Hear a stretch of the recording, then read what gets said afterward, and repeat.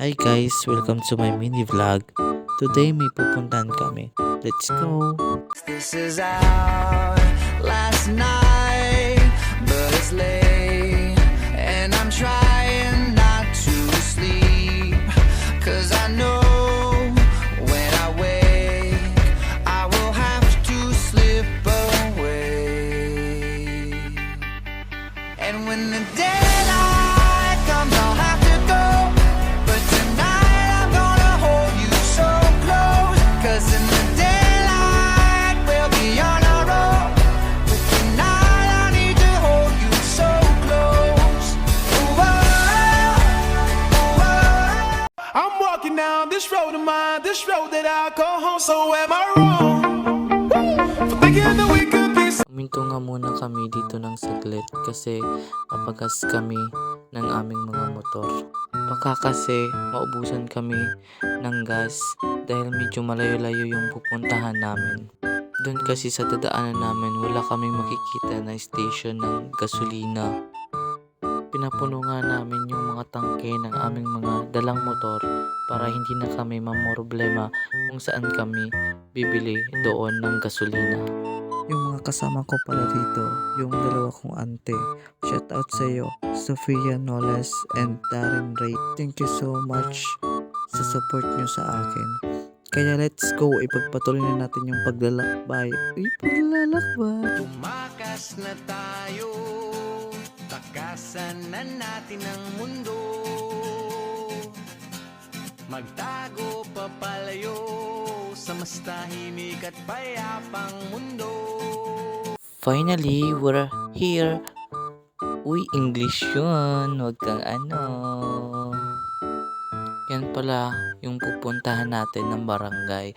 Kaya, pasukin na natin ang barangay 6. Let's go. Tara, tara, tara, tara, tara, tara. Medyo nga malayo pa yung mga bahay ng aming mga classmate na aming pupuntahan. At take note, may nakita pa kami ditong kabayo. Na-amaze nga ako doon kasi meron pa palang gumagamit ng kabayo para maging service, ganun. Ang astig kasi bata pa yung nakasakay eh. Nakadating na nga kami sa aming unang classmate na pinuntahan. Yan pala yung bahay nila. At nakakatawa kasi yung reaksyon niya parang hindi mapinta sa muka. At sabi niya daw, yan parang nanaginip lang siya, oh my god. Pinuntahan nga namin kaagad yung ikalawa naming classmate. At iyan yung bahay nila. Nakakatawa nga eh kasi hindi nila alam na pupunta kami sa kanila. Medyo nahihiya nga kami dyan sa part na yan kasi hindi mi alam kung nandyan ba siya sa loob ng bahay nila kasi hindi niya nga alam na pupunta kami. Nag-iisip-isip nga kami dyan kung tutuloy ba sa bahay nila kasi nakakahiya nga eh. Pero syempre itutuloy namin kasi sayang naman yung pinunta namin, di ba? Kaya nga pinauna nga namin yung classmate namin na taga rito para hindi kami masyadong mahiya. Uy, mahiya! Pumasok na nga kami sa kanilang bakuran at tinatawag nga namin siya dyan pero pala nakatulog pala siya dyan kaya yung nakausap namin yung nanay niya. Lumabas na nga siya sa bahay nila, ayan. Bagong gising at gulat-gulat din, hindi mo din mapinta yung reaksyon niya sa mukha kasi parang natutulog pa din daw siya. At sinundo nga namin siya at pinuntahan nga namin yung ikatatlo naming classmate na kung saan medyo malayo-layo pa yung bahay niya kumpara dito sa pinuntahan nga naming una. Kasi yung bahay niya nasa bayan ng Anib. Kaya medyo malayo-layo talaga yung bahay niya kumpara dito sa dalawa. Ayan yung ikatatlo namin classmate. Gulat na gulat siya. At sabi niya daw bakit daw hindi kami nagsasabi na pupunta kami sa kanila. Isa naman lang daw nakaready daw sila. Nakakatawa lang kasi yung tipong wala kaming alam sa dadaanan namin kung anong meron at kung saan ba talaga tong lugar na to. Pero astig kasi nakarating kami ng ligtas at nakauwi din kami ng ligtas na walang sugat, walang kulang at walang gasgas, ganun. May pinuntahan nga kami ng magandang view at Nakaka-refreshing. Wow, refreshing naman. Sa malayo pa lang nga, ang saya-saya ko na kasi nakikita ko na yung magandang dagat sa Anib. Gusto ko nga dyan tumakbo eh.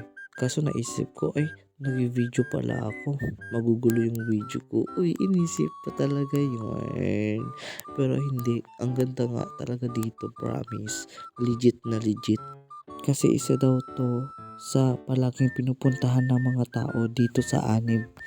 Lalo na yung mga kabataan, dito sila nagpapalipas ng oras.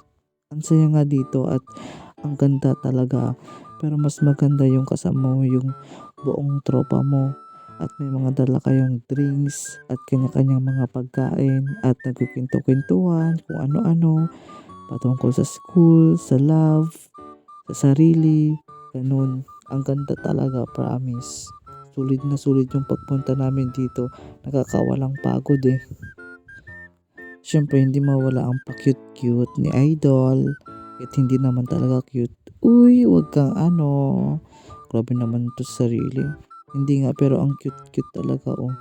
Ang ganda kahit hindi na lang tao, yun na lang yung view. Oh, grabe naman to. Yun lang. Bye-bye.